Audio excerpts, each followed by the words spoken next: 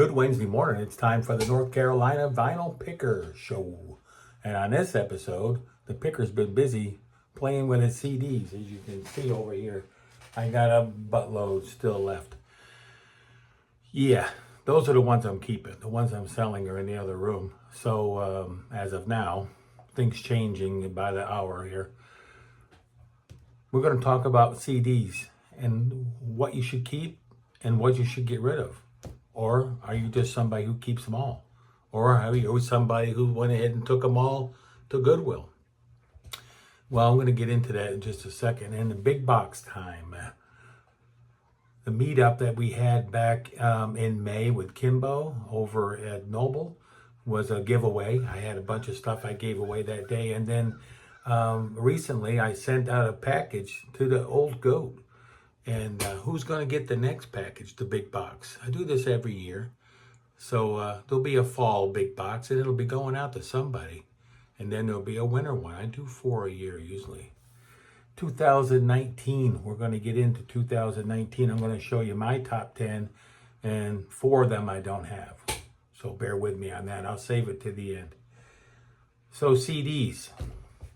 I've been going through my CDs, and I noticed as I'm going through the years, I'm going into the CD era, that I have a lot of CDs that I've sold, of course. But I have a lot of artists and that I love, but you can't get them on vinyl. You can only buy the records on CDs. Take, for instance, Justin Hayward or some of his later stuff. A Jimmy Haslip album from Yellow Jackets, October Project, Riverside, the Moody Blues, Strange Times. That's only available on CD. Then on and on and on. And there's quite a few up there. There's some up there that you can get vinyl for. The one last one is Shadowfax. Shadowfax is a jazz band. They delve into progressive rock. The Odd Get Even. This is one of their last albums, and that's only available on CD. So what do you keep and what do you get rid of? That's the problem I've been faced with this week. So what I got behind me is what I want so far, but 65-70% of that's jazz or new age music, which I love, and I listened to a lot of that back in the 90s, in the 80s and the 90s. That's what I was into. So that's what I've been doing this week, scorting through all my CDs. I got rid of a whole rack. So I've downsized to one rack with my rock and my new age and jazz on the bottom. That's where we're at today. Big box time, I talked about that. And then 2019. So let's get right into it. And then we'll have some closing comments for my Wednesday show. That's a couple days late.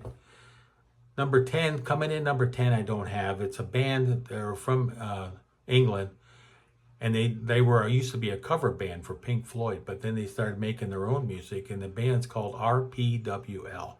And the album that came out in 2019 was Tales from the Outer Space, which I don't have, but I want. I'm going to try to get that one. Coming in at number 9. Coming in at number 9 is a band that everybody knows, and it's Pink Floyd. And they came out with an album, or a double album, the later years, 1987 to 2019.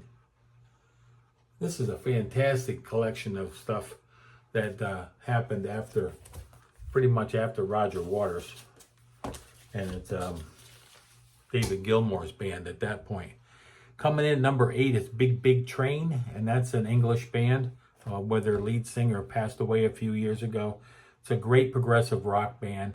The English Electric and the Outer Yard Fall. Those albums are just fantastic. The album I want to tell you about though is the Grand Tour, and that came out in 2019. Coming in at number 7 is Alan Parsons, The Secret, and that one I don't have. That's another fantastic progressive rock band. Alan Parsons made several records after Eric Wolfson left the band and then has since passed away.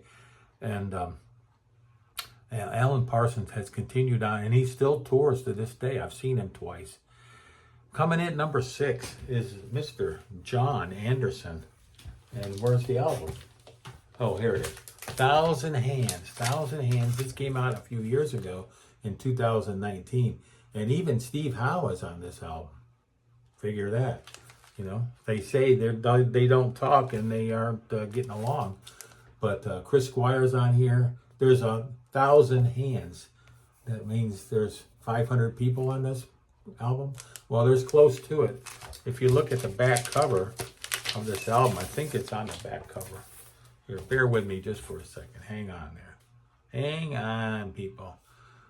I mean, look at all the people that are on this. If you could screenshot that. Look at all the people that are on this album. This album is fantastic. I'm going to go through just a couple of them.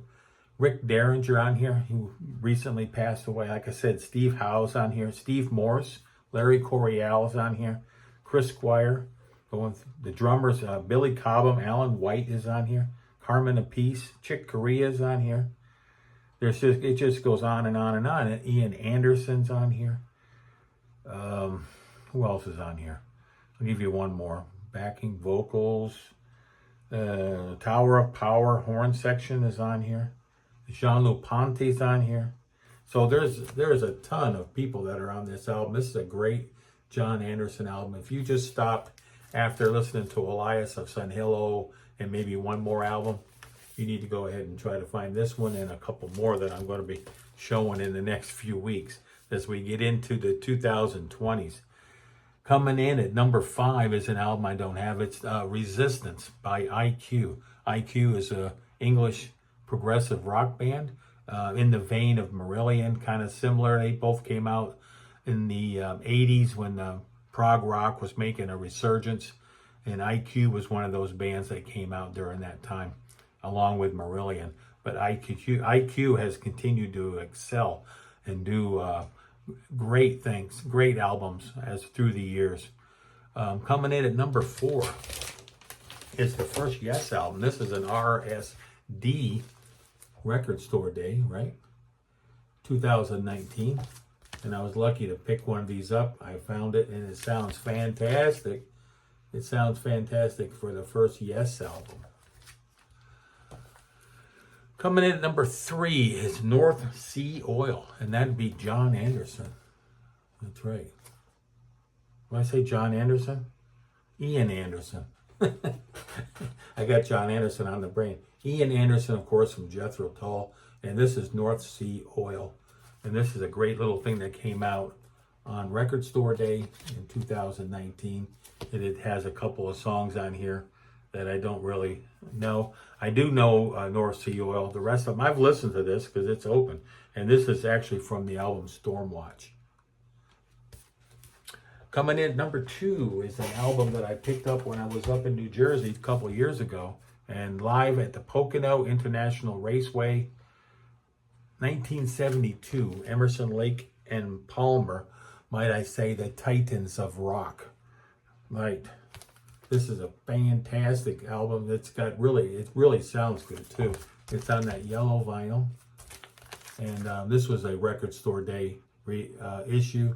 And these aren't easy to find. Those Record Store Day things, once they're gone, they're gone. They only made so many copies. And I don't know how many they made of this one. Doesn't say on here. But it sounds really good. And coming in at number 1, can only be one number 1. Is that what I always say? At the Edge of Light. Mr. Steve Hackett, of course, came out with this brilliant album in 2019. Excuse me. Sometimes you get a little tickle when you're talking. 9 minutes in. That's basically all I wanted to go ahead and get through this week. I'm going to have my regular show tomorrow, and I'm going to show you all my new finds for the week. Me and the wife are going down to the fair today, the county fair. We're going to spend a couple hours down there walking around and looking at food and eating food and looking at food you can't have and eating food you can have. So that's pretty much what you do when you get up in age. That's all I got for you this week. Talk to you soon, and I will see you back here tomorrow because I'm late on this show. I think I covered everything I wanted to cover. Take care. We'll see you soon. Bye for now.